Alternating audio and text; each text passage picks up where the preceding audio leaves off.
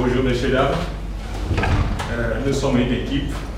Nous formons une task force PCI Covid-19. La PCI, c'est la prévention et le contrôle de l'infection. Microbiologiste, président de la task force, Adou Marie-Christiane, Dr Oulaï Gourou Alain, qui est également membre de la task force. On les applaudit. Donc, depuis l'avènement de cette épidémie, au niveau national, il y a une coordination qui a été mise en place. Il y a des piliers.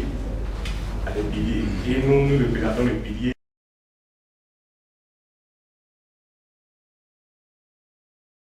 Les stratégies PCI visent à prévenir ou à limiter la transmission dans les établissements de soins de santé.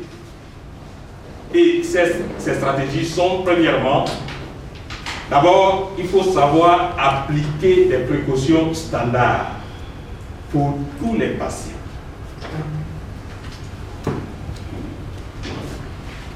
Deuxième stratégie, c'est d'assurer le triage, la reconnaissance précoce et le contrôle des sources. Ces précautions standards sont d'abord c'est la base de tout ce que nous faisons à l'hôpital. Avant de toucher un malade, avant de consulter un malade, nous devons appliquer des précautions standards.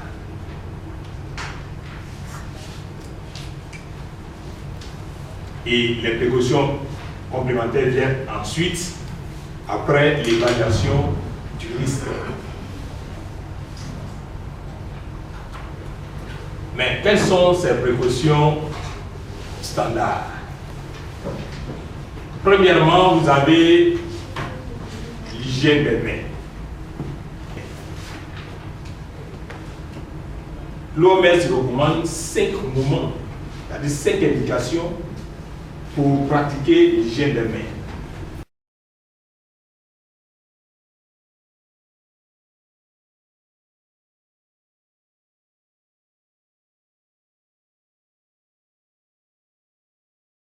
De protection individuelle en fonction du risque.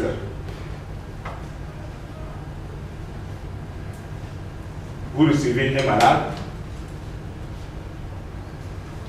le malade qui vient vers vous. Normalement, vous devez garder une distance de moins 1 mètre entre vous. Vous lui posez certaines questions. Si par exemple, il a été en contact avec les cas suspects, si lui-même il provient d'un pays où sévit l'épidémie, s'il a la fièvre, et ces questions vont vous permettre de choisir votre équipement de protection.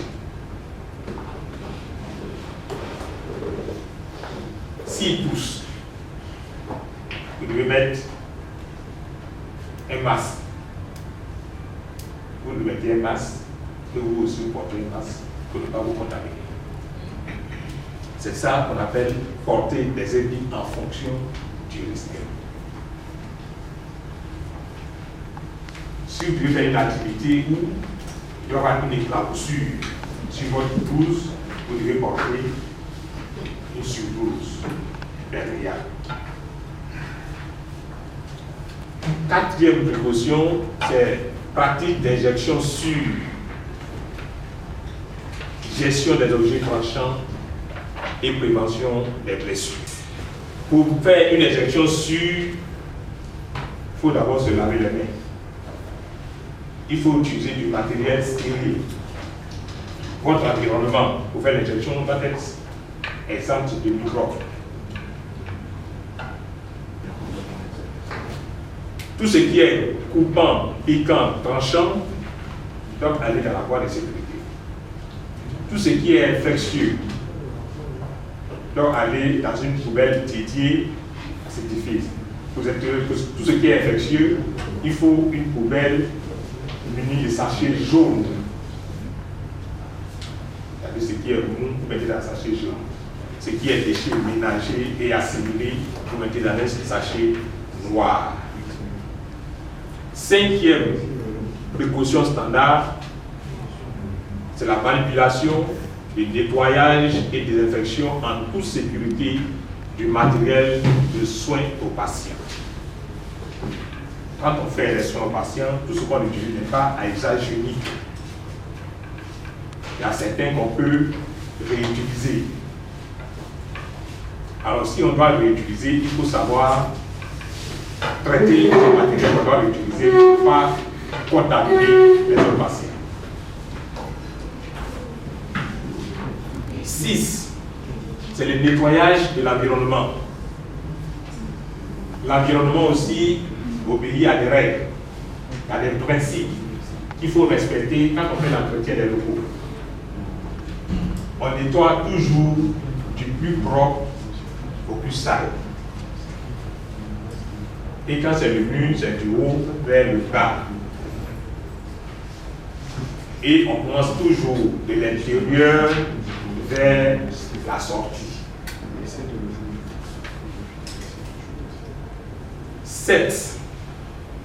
Précaution standard de la manipulation et le nettoyage en toute sécurité de la lingerie souillée. Comment vous traitez vos draps, les blouses qui sont souillés? Il faut respecter aussi le circuit sale et le circuit propre. Et puis, 8e précaution standard, c'est la gestion des déchets. Concernant la gestion des déchets, il y a un arrêté qui a été pris par le ministère de la Santé et de l'Hygiène publique depuis 2009. Et dans cet arrêté, il est dit comment nous devons gérer nos déchets à l'hôpital. Quels sont les secteurs que nous devons utiliser? En travaillant, souvent nous avons nos téléphones portables dans nos poches qui ne sont jamais nettoyés. Et on attrape, quand ça sonne, on prend.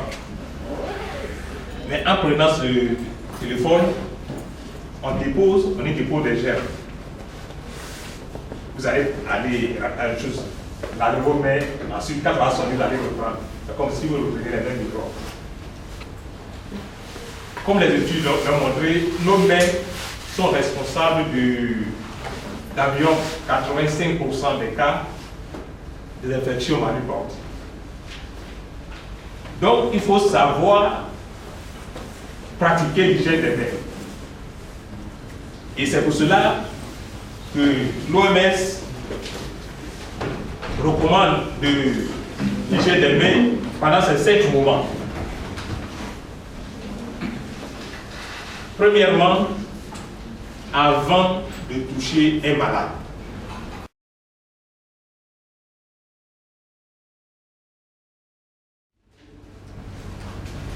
Les masques faciales. Les masques faciaux plutôt pour couvrir le nez et la bouche. C'est ce que nous portons tous ici ce matin. Pour couvrir le nez et la bouche. Vous avez le masque N95 ou FFP2, c'est la même chose, pour couvrir le nez et la bouche. Il y a l'écran facial pour couvrir les yeux.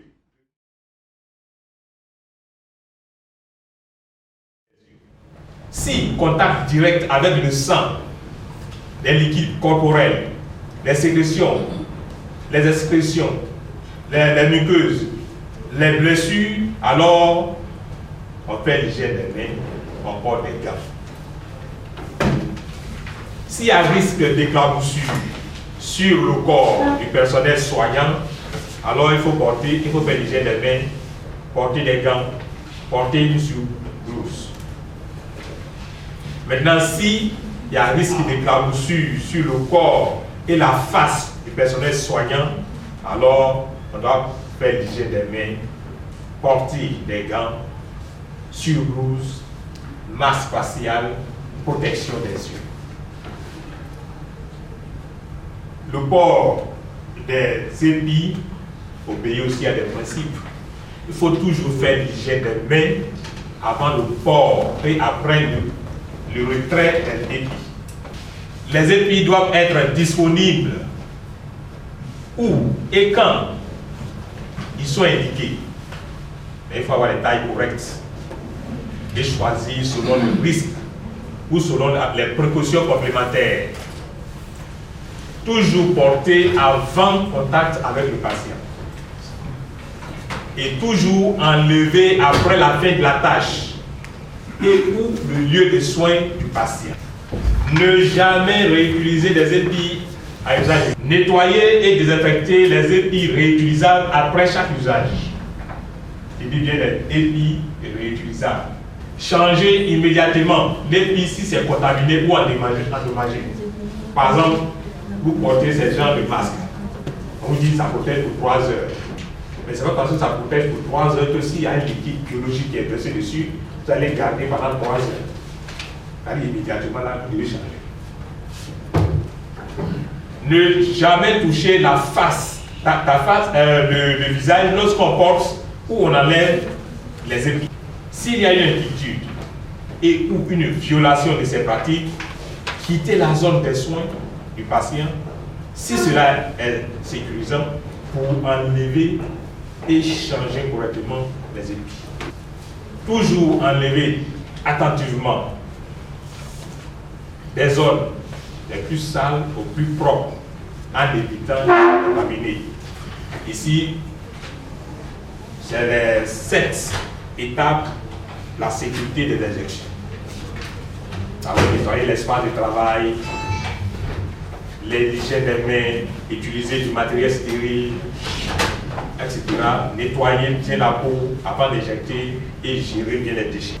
Et concernant la décontamination,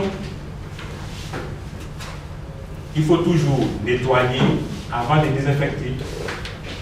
Et quand c'est désinfecté, c'est là maintenant qu'on peut stériliser. Et je répète toujours, on ne désinfecte rien que ce qui est propre. Si ce n'est pas propre, c'est-à-dire si ce n'est pas nettoyé, vous ne pouvez pas aller désinfecter ni stériliser. Et pour nettoyer, on a besoin d'un détergent. Les détergents ne tuent pas les microbes, mais ça enlève les salissures et ça nettoie bien, ça rend propre. Et c'est après maintenant, pour désinfecter, qu'on va utiliser des produits comme les désinfectants qui vont tuer les microbes. Et les désinfectants s'utilisent seulement sur les matières inertes, c'est-à-dire sur du matériel. Dans ce qui concerne la peau sec, que ce soit les plaies, on utilise des antiseptiques, qui sont les équivalents des désinfectants au niveau des tissus vivants. Et concernant le nettoyage de l'environnement, il faut aussi augmenter la fréquence d'entretien des zones de soins des patients. Il ne faut pas dire qu'on a nettoyé ça le matin, donc il faut attendre jusqu'au soir pour nettoyer. Chaque fois que c'est sale, il faut toujours faire l'entretien des locaux. Et les zones d'isolement doivent avoir leur propre fourniture de nettoyage. Tous les déchets des aires d'isolement sont considérés comme contaminés et doivent être débarrassés en suivant la filière des méthodes d'élimination des déchets contaminés de vos institutions. Les hygiénistes, le personnel, les techniciens de surface et autres, doivent s'assurer qu'ils portent des épis appropriés lors du nettoyage des salles et des espaces d'isolement. Normalement, une salle d'isolement doit être en pression négative. C'est-à-dire, l'air de la salle de confinement ne doit pas sortir. Parce que la salle de confinement, c'est une zone sale, septique. Donc l'air ne doit pas sortir. Donc la pression doit être négative. De telle sorte que quand on ouvre la porte de la zone de confinement, c'est l'air de l'extérieur qui rentre dans la salle. Donc, le patient est en isolement septique. Alors que si le patient est un isolement protecteur, là, la pression est positive. C'est-à-dire quand on ouvre la salle d'un isolement protecteur, c'est l'air de la salle qui sort pour empêcher les microbes du dehors de rentrer dans la salle. Donc, je vais m'arrêter là. Et puis, Nadège va vous parler des épis.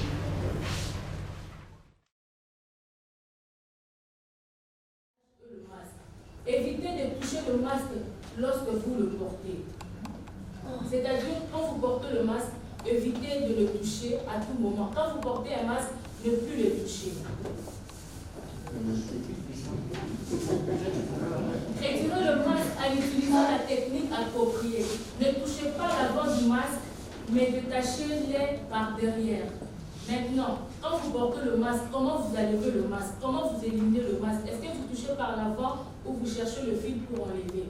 Après le retrait ou chaque fois qu'un masque usé est touché par inadvertance, c'est laver le main avec un désinfectant à base d'alcool ou de savon et l'eau si les mains sont visiblement sales. Remplacez le masque dès qu'il devient humide avec un nouveau masque propre. Ne réutilisez pas le masque à usage unique. Chose que la personne tousse, ça tombe directement. C'est pour cela qu'on nous invite à respecter la distance d'1 mètre. Et aussi on nous invite à se laver le main à chaque fois, avant le port et après le retrait de masque. Si le procédure pouvant générer les aérosols, on demande, pendant cette période d'épidémie, on demande de mettre le respirateur type 2, type N95, le gant, le blouse et la protection des yeux.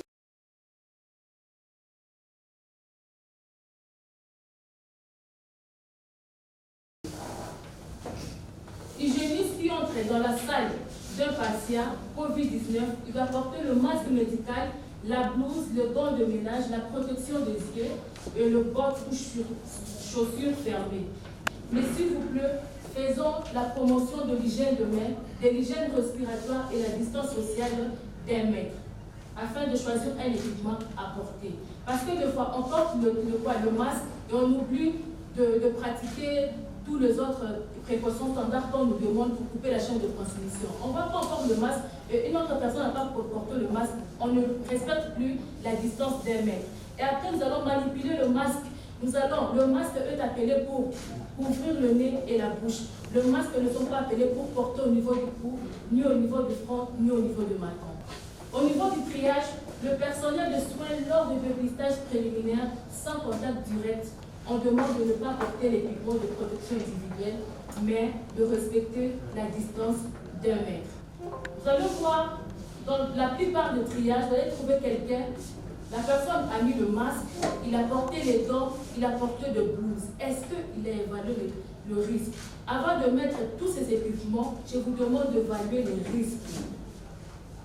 Les patients avec symptômes respiratoires, masque médical si toléré. Le patient sans symptômes respiratoires, pas d'équipement de protection individuelle. Le technicien de laboratoire, lors de la manipulation des échantillons respiratoires, masque médical, blouse, gants de protection des yeux. L'espace administratif, tous les staffs, lors de tâches administratives sans contact avec le patient COVID-19 ou un suspect, on recommande de ne pas porter le masque respiratoire. Il faut toujours continuer à faire la promotion de l'hygiène de main. Des fois, quand on porte le masque, on oublie l'hygiène de main. Il vaut mieux même de ne pas porter le masque dans l'espace administratif, mais de se laver le main à tout moment. Évaluer les risques avant de mettre le masque. Est-ce que je suis en contact direct avec le patient au milieu administratif? Est-ce que posez-vous des questions avant de choisir un équipement à porter? Vous allez voir toujours au niveau du milieu administratif tout le personnel avec le gant. Quoi faire avec le gant? Les gants ne remplacent pas l'hygiène de main. Vous allez voir, on touche l'environnement, même le poignet. On dit que dans le poignet, si quelqu'un vient de passer là-bas, si là c'est un suspect du Covid, le virus peut rester 3 jours. Maintenant, vous touchez le poignet avec le main gantée, sans enlever le gant et se laver le main. Avec le même gant, vous allez manipuler le téléphone. Avec le même gant, vous allez frotter les yeux. Mais vous avez porté le masque. On nous dit encore, quand on porte un équipement, ne jamais toucher les visages. On se lave le main et on continue à faire le travail. Le salle de consultation. Prestataire de soins examinant le patient présentant les symptômes respiratoires, il doit porter le masque, 12 gants et protection des yeux. Je ne serai pas à plus de mètres avec le patient, je dois choisir un équipement à porter parce que je serai à contact direct avec le patient. Le prestataire de soins examinant le patient sans symptômes respiratoires et puis selon les précautions standards avec évaluation des risques.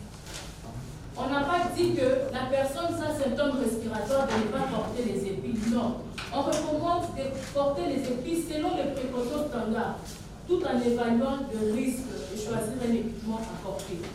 Patient avec symptômes respiratoires, demandez-lui de porter un masque. Faites la promotion de l'hygiène respiratoire. Qu'est-ce qu'il faut faire pour tousser et respecter aussi la distance d'1 mètre pour protéger son environnement. Le patient sans symptômes respiratoires, il ne va pas porter les équipements, mais faire la promotion de l'hygiène de main et de l'hygiène respiratoire. Hygiéniste, pendant et après consultation, il doit évaluer les risques de mettre le masque, la blouse, les gants de ménage, protection des yeux, bottes et chaussures fermées. Ici, vous allez porter un équipement si vous êtes à moins de mètres. Si le patient arrive, vous voyez que le patient n'arrive pas à la définition des cas, vous voulez l'accompagner à la salle d'isolement, évaluer les risques, porter les équipements de protection et accompagner le malade vers la salle d'isolement.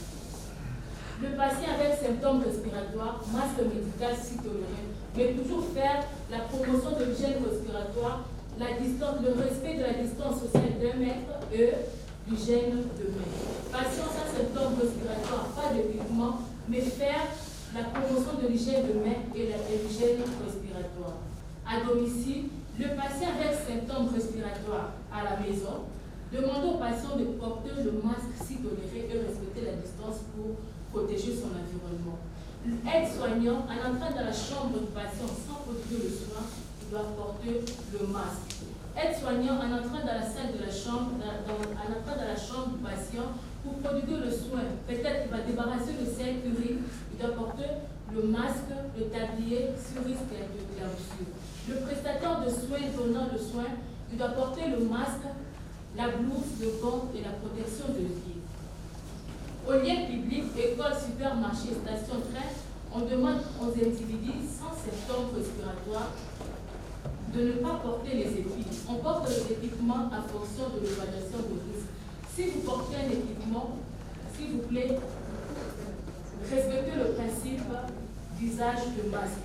Avant de porter le masque, on se lave le main et dès lors que je porte le masque, de ne plus toucher au masque. Je fais ce qu'il faut faire. Dès que je suis hors du milieu public, je lève le masque, je jette dans la poubelle et je lave le main, je continue. Toujours évaluer les risques, toujours évaluer l'environnement avant de mettre un équipement de protection individuelle. Espace administratif, tout staff, pas d'épis. Endroit et dépistage, staff pour le premier dépistage sans contact, pas d'équipement de protection. Staff pour le second dépistage, masque médical et gants. Hygiéniste, le même équipement de protection, toujours en évaluant le risque. Isolement temporaire, personnel en entrant à l'isolement doit porter le masque médical et le gant. Personnel en assistant le passager pour son transport à la structure sanitaire doit porter le masque médical, la blouse, les gants et la protection des yeux. Hygiéniste, il doit porter ses équipements, mais en évaluant le risque et le travail qu'il va éviter. Porter un équipement, il faut mieux évaluer les risques et mettre un équipement approprié. Ce n'est pas mettre un équipement et vous allez voir un personnel à trop de marcher, se promener avec monter des soins. On me demande de porter l'équipement si je vais m'approcher du patient à moins d'un mètre. Évaluer ton environnement. Si tu vois que dans l'environnement ne va pas te permettre de rester à plus d'un mètre avec d'autres personnes, porter le masque et respecter son usage. Le comportement adéquat dans la zone d'isolement. Supervision étroite en couple pour enfiler et retirer les équipements de protection. On lui demande avant de porter un équipement ou bien avant de retirer un équipement d'être toujours en bilan. L'équipement va t'aider à te rappeler, avant de mettre l'équipement, il faut se laver le nez. Et à chaque fois, on est en train de retirer un équipement, on doit toujours se laver correctement les mains.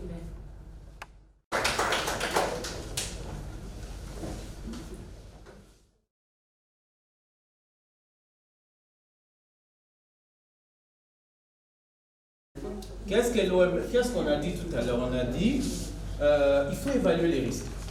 Si vous évaluez les risques et que vous pensez qu'il faut porter le masque, ok. Parce que le gouvernement dit qu'il faut porter le masque. Donc on n'est pas en contradiction. Portez le masque, mais après avoir évalué, il y a des conditions. Il faut prendre les précautions pour ne pas toucher ces masques. Parce que à quoi sert de porter un masque et puis le toucher après? Ok?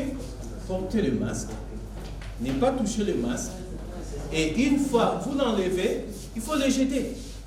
Il faut le jeter. Et le masque ne doit pas être là pendant toute la journée. Après 3 heures, il faut les changer.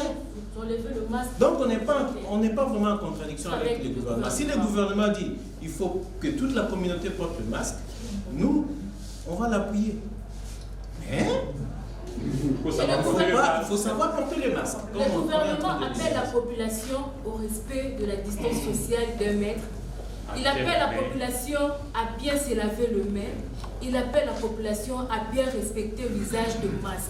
Parce que si on gère pas, quand on enlève le masque, ça devient un déchet. À ne pas jeter le masque par-ci par-là. Quand vous enlevez, il faut bien éliminer les déchets parce que ça devient un déchet. Un déchet infectieux. Un déchet infectieux.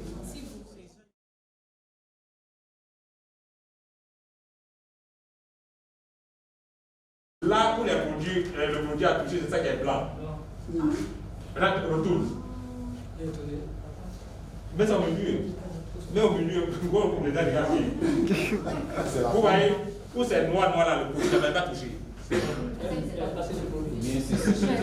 voyez. Vous voyez. Donc d'habitude, on fait la friction, mais on pense qu'on a bien fait. Alors qu'on n'a pas bien fait. Donc, quand on n'a pas bien fait, comment ça s'appelle? Le deuxième. On se débarrasse de tout. Et des montres. Le montre. Ouais, voilà. On applique. Donc, je vais appliquer maintenant une dose. De 3 ml. Quantité de 3 ml pour m'aider à faire l'hygiène de main. Voilà. Posez le paume entre les paumes et faites le mouvement au sens contraire de l'aiguille d'une montre. Allons-y. 1, 2, 3, 4, 5. On va laver le dos et les espaces interdigitaux externes. 1, 2, 3, 4, 5. C'est vice versa. 1, 2, 3, 4, 5. On va laver l'espace interdigitaux interne. 1, 2, 3, 4, 5. Là, on avait le dos du phalange. 1, 2, 3, 4, 5. Ensuite, on va laver le pouce. 1, 2, il faut bien racler. Il faut bien racler. 1, 2, 3, 4, 5. 1, 2, 3, 4, 5. On va laver maintenant le bout du doigt et le creux. 1, 2, toujours au sens contraire de l'aiguille d'une montre. 1, 2, 3, 4, 5. 1, 2, 3, 4, 5. Le poignet. 1, 2, 3, 4, 5. 1, 2, 3, 4, 5. On sèche le main à l'air libre. Et si on se lave le main avec de l'eau et du savon, s'il n'y a pas de papier, serviette jetable, on sèche à l'air libre. Ne jamais nettoyer sur le blouse. Comme ça. Quand vous faites ça, il y aura ça va. Poussière. Si on peut se lever pour qu'on puisse faire le gel. Je vais les donner. Au sens contraire de l'aiguille d'une montre, il ne faut pas caresser le main. 1, 2, 3, 4, 5. Les dos. 1, 2, 3, 4, 5. 1, 2, 3, 4, 5.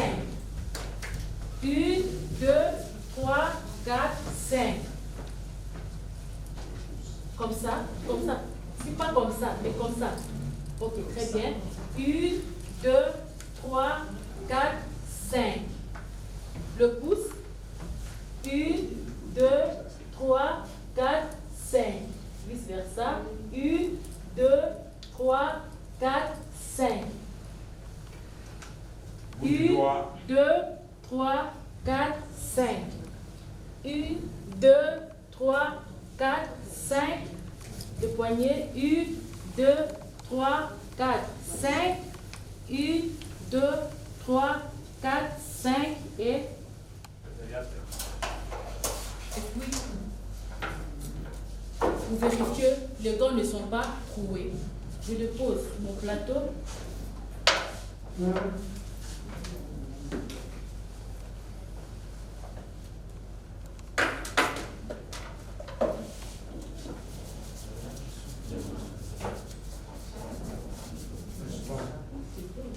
Toujours, avant même de vérifier le gant, si les gants ne sont pas troués, il faut toujours se laver le main.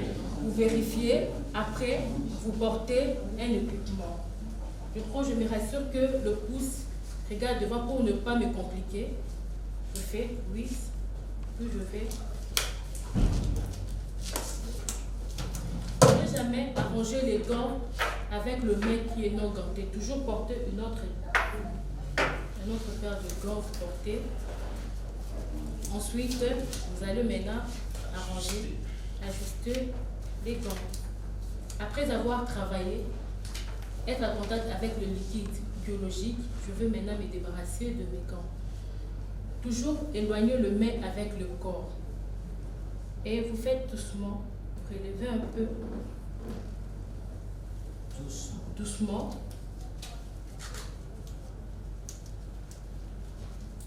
Vous cherchez l'espace entre les gants et le corps. Vous faites entrer. Vous enlevez doucement. Et notre gars devient un sac et puis vous jetez dans la poubelle. Après avoir enlevé les gants, toujours procéder à l'hygiène de main. On porte la blouse jetable. Après la blouse jetable, je vais porter le masque. Après le masque, je porte la lunette de protection. Après la lunette de protection, je mets le bonnet Charlotte, puis là, et enfin je vais mettre le gant. Pour se débarrasser, retirer les équipements, on commence d'abord par le gant, on enlève le gant, on se lave le main, je retire la blouse, je me lave le main, je retire le bonnet, je me lave le main, je retire la lunette, je fais l'hygiène de main, je retire le masque, enfin je me lave le main. La différence entre le cran facial et la lunette de protection jouent le même rôle, mais leur illumination peut diffère. Ça, ce n'est pas réutilisable, mais la lunette de protection est réutilisable. Dès qu'on enlève, on élimine directement comme déchet infectieux et ça, on va nettoyer et désinfecter, sécher et mettre à disposition du personnel soignant. Quelqu'un peut venir muni de gants de protection pour aider sa binôme à bien enfiler un équipement de protection. Ces gestes-là, on fait rapidement, que vous devez finir ça en 1 seconde. L'hygiène de main avec le gel hydroalcoolique, dès que vous faites 3, 4 fois, il faut toujours se laver le main avec de l'eau et du savon. Après, vous continuez. Parce que au fur et à mesure que vous faites l'hygiène de main avec le gel, il y aura des couches, ça colle, mais ça devient collant. Ok, vous portez les gants pour aider le bonhomme à porter.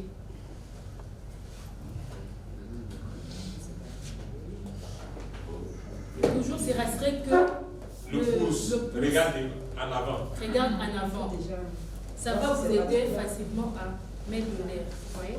Le pouce. le pouce des Il y gants. a des gens qui soufflent dans le gant. N'ai jamais soufflé. J'ai commencé de ne pas souffler, c'est juste ajuster les gants et pour voir si elle me va.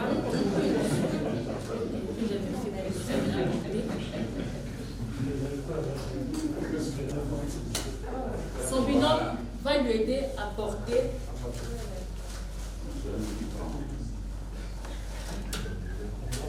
Elle-même va porter, vous allez l'aider à entrer.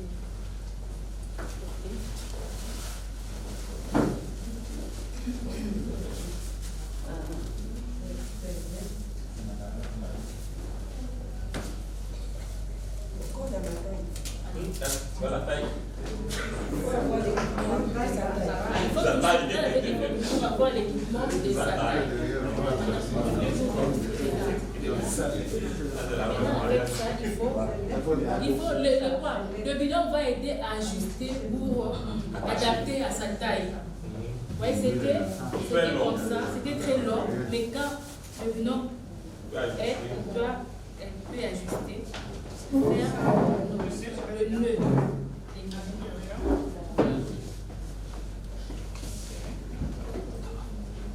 La main là ne va pas derrière, ça s'arrête à latéral, voilà. Voilà, ça va pas de Latéral. Couleur bleue toujours à l'extérieur. Et c'est rassurant que le métal soit toujours au-dessus, qui va nous aider à fixer. Ne jamais d'abord porter comme ça et puis venir arranger. Non. Vous amenez, vous mettez.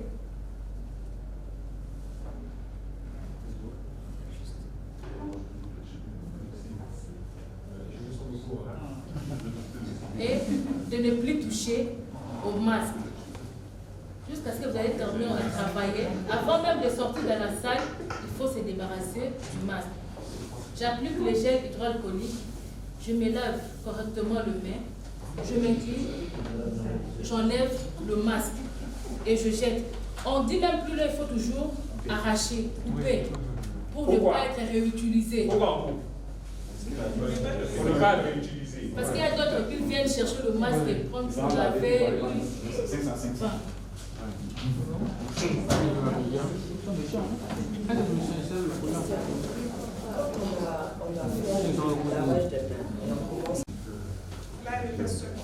oui, oui, le masque. Maintenant, tu vas vérifier si c'est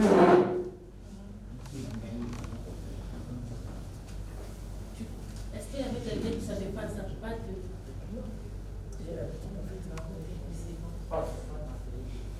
Voilà.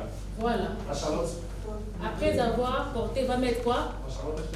Avant, non, la Charlotte, ça vient après. Elle va mettre le grand facial. Ça n'a rien à voir avec Non, elle peut mettre Les le lunettes, système. les lunettes. Ah, elle a déjà ses lunettes.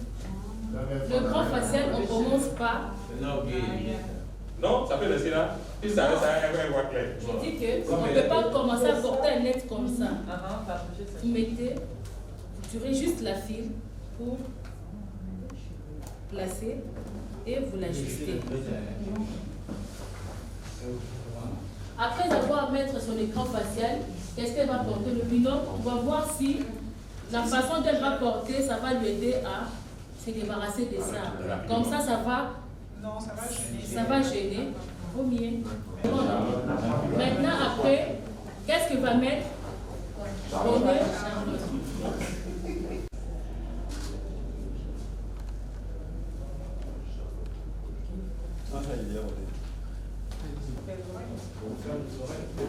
Parce que ça sera le premier enlevé et les lunettes, le masque, ça sera le dernier équipement à enlever. Après, qu'est-ce qu'il va mettre? Les gants. On passe pas encore à la solution. Non, non. Ça sera, quand on est avant de porter, c'est ça, on se lave le main. Maintenant, on porte tout un équipement. Si elle veut porter chaque équipement, si elle va lever, à chaque étape, elle va se laver le main. C'est quand on va enlever là. On va porter jusqu'à couvrir la manche. de la blouse.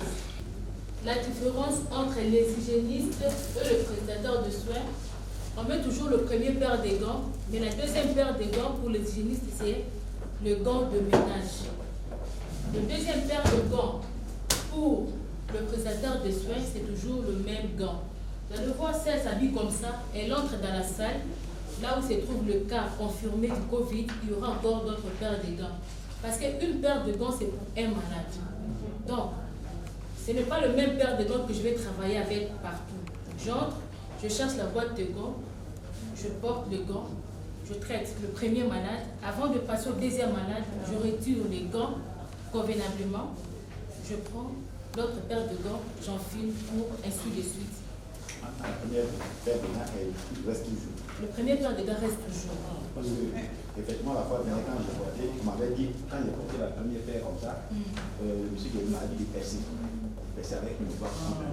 Et il a porté une deuxième paire de gants. Le percer comment? Non, non, la blouse. La blouse. Pour que ça tienne. Oui, tu vois, elle n'a pas percé parce que, avec la taille. Tu vois, non? Parce que si elle perce, ça va devenir, ça viendra jusqu'ici. Elle choisit sa taille, elle porte, elle perce, elle va percer. Mais ce n'est pas à changer le premier paire. Même si vous percez, ne changez pas la première paire de gants. Toujours porteux.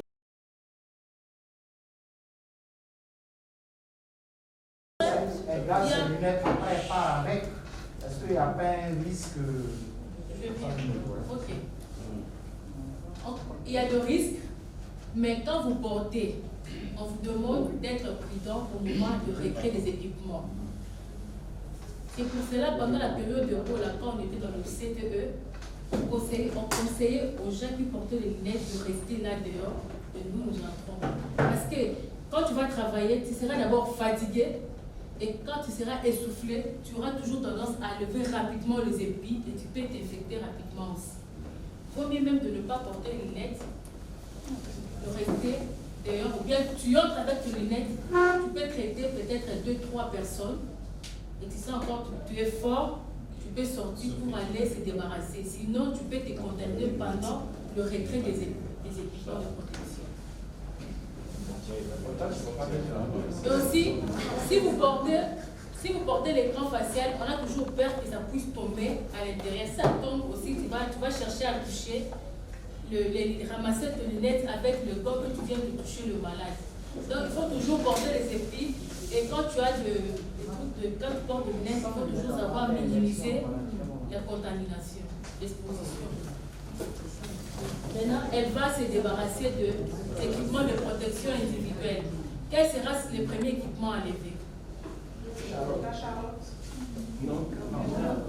a mis On enlève le gant. On enlève le gant d'examen. ce qui est d'abord potentiel.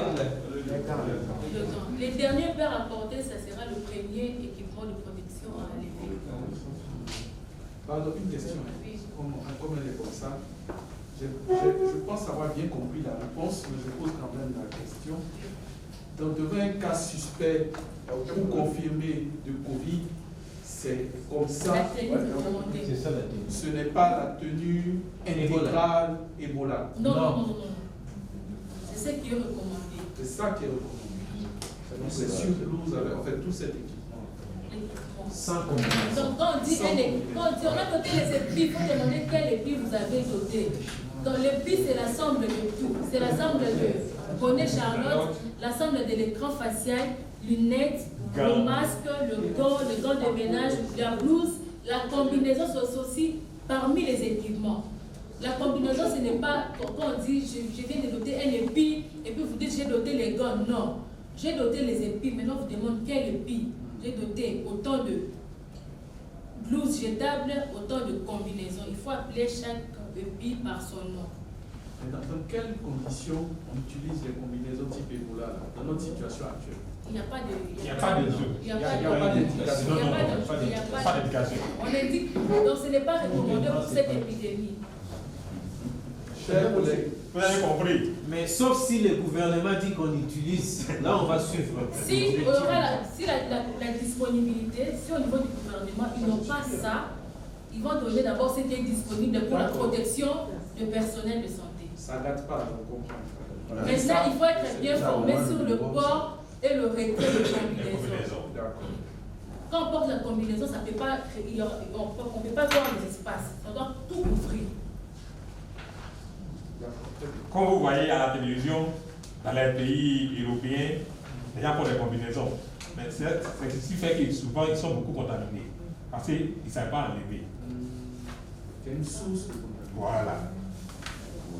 Donc l'OMS a recommandé de ne pas d'utiliser son ça, mais pas de. C'est une source de contamination. Qu'est-ce qu'on va ajouter, madame? Je constate qu'au niveau du cours, c'est visé, il n'y a rien là-dessus, c'est pas protégé. Pardon?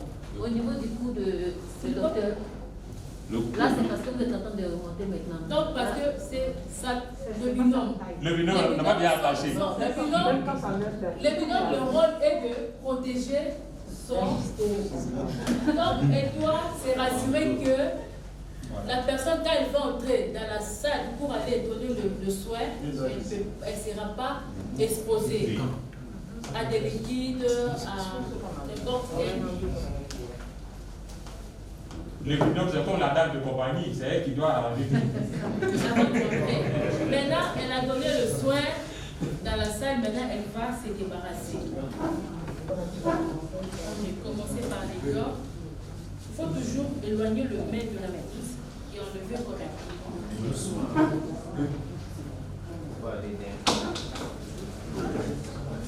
ne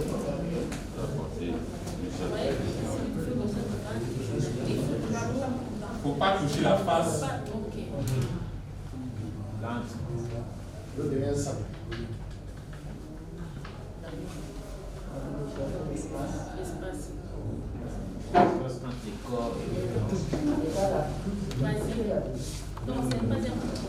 Tu vas laver les mains. N'ai jamais touché. N'ai jamais touché l'extérieur du corps.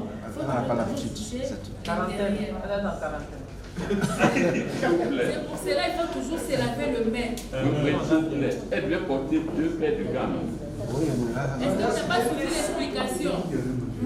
Je porte le premier paire de gants avant d'y entrer.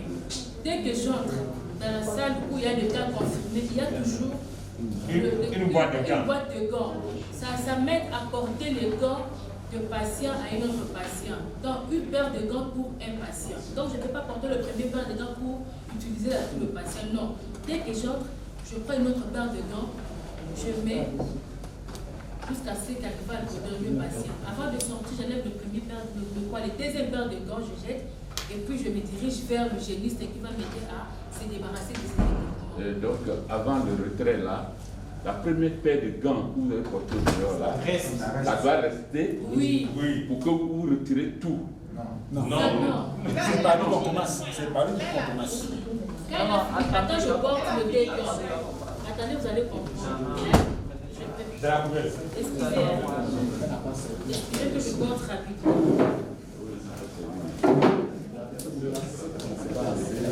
S'il vous plaît. Oui. J'ai porté soit un équipement de protection, le premier paire de gants. Maintenant, j'entre, je vais donner le traitement. J'ajoute le premier paire de gants. Le deuxième paire de gants.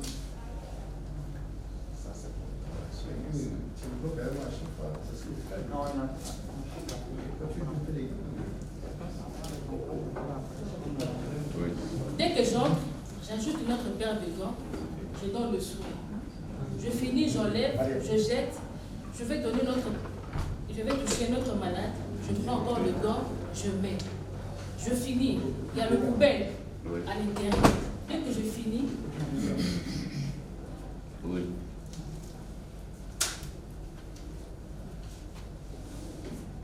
à ce moment, je ne vais pas chercher donc je vais carrément toucher le gant pour séparer et jeter dans la poubelle. Par après, je sors, je me dirige vers l'hygiéniste. L'hygiéniste maintenant va m'indiquer, enlève le premier paire de gants. Enlève le gant que j'enlève le gant.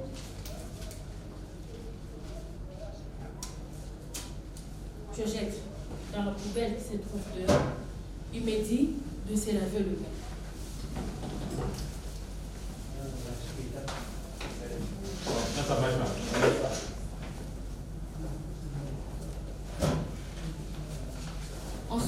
me dit d'enlever la blouse. Je continue d'enlever jusqu'à la fin. Et à chaque étape, il faut se laver le main. Tu as compris? Donc, c'est l'hygiéniste qui doit indiquer les étapes à enlever ou bien vous-même pouvez... On met toujours, avant de porter, on dit qu'il faut un binôme pour t'aider à bien porter, pour ne pas t'exposer. Après même la sortie, peut-être tu seras fatigué. Voilà. Donc il faut un hygiéniste et puis va t'aider à enlever chaque équipement.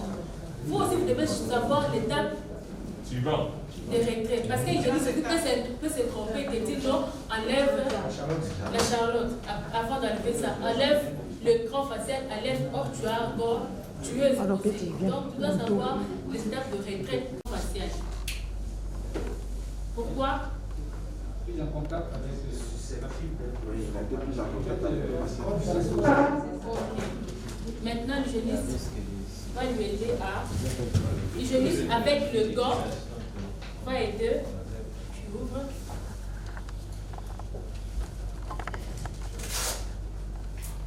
Attends. Non, toi, tu ne vas pas aider à lever. Toi, tu ouvres seulement. C'est elle-même qui va enlever sa blouse. Madame? Oui, c'est déjà... On a déjà... Maintenant, va chercher. Incliné. Ok, très bien. Stop. Vous cherchez maintenant à toucher l'intérieur. L'intérieur de la blouse. Ok, très bien. Vous enlevez. Ok, allez encore toucher l'intérieur. Voilà. Voilà, maintenant, attention. Quand vous enlevez, rassurez-vous, il faut toujours éloigner. Pliez bien. Pliez bien, foulez, juste à la jeter dans la poubelle. C'est un comportement qu'il faut avoir. Ce n'est pas seulement l'équipement qui se porte seulement au SMIC. Même en étant hospitalier, vous évaluez le risque du travail que vous allez faire. Vous mettez les équipements. Il y a des travaux qui nous demandent de mettre des équipements comme ça. Il y a d'autres aussi qui demandent de mettre... Vous pouvez utiliser comme ça. Vous pouvez utiliser. Il y a aussi des équipements, des équipements on porte juste pour faire quelque chose. Vous choisissez, vous portez. Est-ce qu'on a compris? Après, il va se laver le main. À chaque retrait, c'est laver le main. Parce qu'il peut avoir fait une fausse manœuvre, avoir touché quelque chose. Il doit à chaque fois, il lave le main avant de retirer un épi. Tu as bien appris le main. Ça vient avec l'habitude. Qu'est-ce qu'il y a dans enlever maintenant? Les gars, passez à la Non, tu vas enlever. Il y a comme un calot. Le calot. Allez chercher la charlotte, même pas derrière, vous touchez seulement quelque part. Quelque part, puis vous enlevez. Et puis vous enlevez. Voilà. Vous jetez dans la poubelle. Mais l'extérieur, là sur l'intérieur ou le... L'extérieur. L'extérieur. Mais la face externe, je veux dire. Oui, la face externe. Mais derrière. Oui, mais derrière. C'est pourquoi on dit à chaque fois. À chaque fois, là, tu fais des mains. C'est là le main. Cherchez. C'est pas bon. Très bien, vous soulevez. Dans la poubelle. Dans la poubelle. Ça, c'est pas Ce n'est réutilisable. pas réutilisable. Vous coupez même. Il faut couper pour ne pas réutiliser. Jeter. En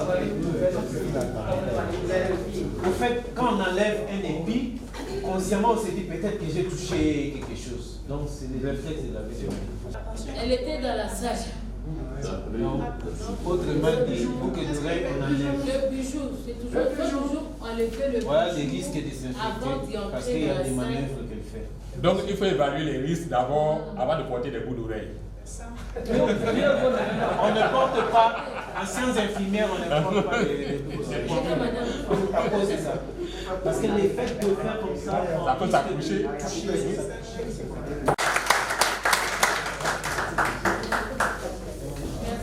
Bon.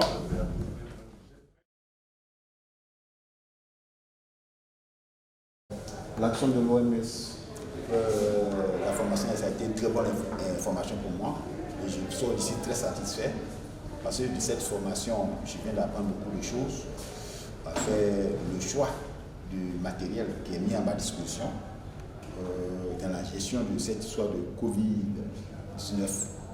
Aujourd'hui, j'ai appris que se laver la main est le premier geste primordial d'ailleurs, qu'on ne doit pas porter les bavettes à tout vent et à tout moment. J'ai appris comment porter la tenue qui nous est destinée. Comme nous sommes urgents, nous sommes toujours confrontés à des cas de suspicion. Comment l'enlever pour ne pas se contaminer. Donc, en sortant d'ici, j'ai éclairé mes collaborateurs et ensemble, nous allons essayer de mettre en pratique ce que nous venons d'apprendre. Donc, je suis ici très satisfait. Ok. Donc, qu'est-ce que vous pensez que l'Institut de cardiologie devait mettre en place dans l'urgence? En urgence, comme le consultant de l'OMS nous ont dit, l'instant pour le triage. C'est-à-dire, il ne faudrait pas que tout le monde ait accès à nos services. Il faut faire un petit tri dehors. Mais ensemble, nous allons réfléchir à la faisabilité. Ensemble, nous allons réfléchir à la faisabilité parce qu'aux urgences, faire le tri ne serait pas aussi facile parce que des fois, le malade arrive vraiment à des phases de complications que nous savons. Un gars qui est en train de faire son infarctus ou bien son embolie où il est entre la vie et la mort, il n'a pas demandé à savoir s'il a voilà. Donc c'est un peu difficile. Mais ensemble, nous allons réfléchir, nous, infirmiers et nos patrons, les médecins, nous allons ensemble réfléchir et trouver la bonne combinaison. Merci. Bonjour. Alors, au vu de la formation qui vient de se dérouler, quelles sont vos impressions? Et ce sont des impressions qui sont très positives. Merci de cette question. Cette formation vient à point nommé, qui vient nous appuyer dans toutes les stratégies que nous avons mises en place pour la lutte contre la propagation de cette épidémie à coronavirus. C'est une formation qui vient nous préciser un certain nombre d'éléments, qui vient nous apporter des éléments additionnels, complémentaires, de façon à affiner ces stratégies, de façon à l'affiner du point de vue du fonctionnement même de la structure, mais à affiner également du point de vue de tous les gestes pratiques de prévention, de détection, de triage des patients, d'utilisation d'équipements de protection individuelle, des conditions de leur utilisation, du choix des différents types d'équipements, des modes de port de ces équipements, des modes de retrait de ces équipements, de façon à éviter les contaminations, les contagions au niveau du personnel médical et du personnel soignant. Donc c'est une formation qui est extrêmement importante et qui va nous permettre d'améliorer très certainement la prise en charge de ces patients, des cas suspects et peut-être des cas confirmés. Merci beaucoup, professeur.